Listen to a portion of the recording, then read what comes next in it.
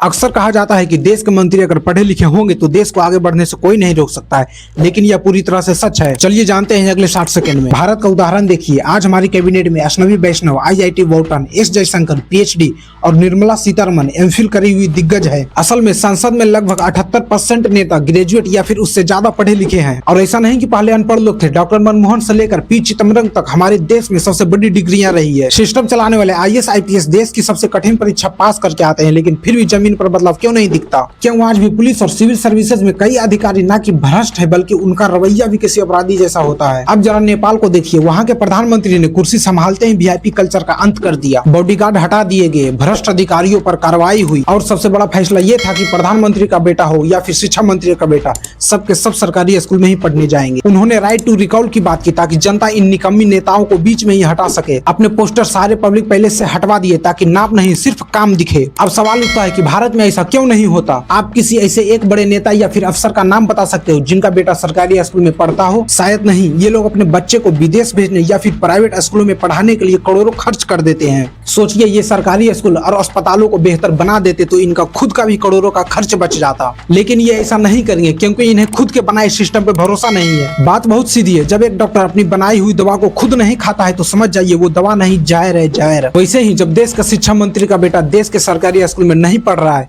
तो समझ जाइए कि देश की शिक्षा सिर्फ कागजों पर चल रही है। बाकी इसके बारे में आप क्या सोचते हैं नीचे कमेंट में जरूर बताना। जय हिंद।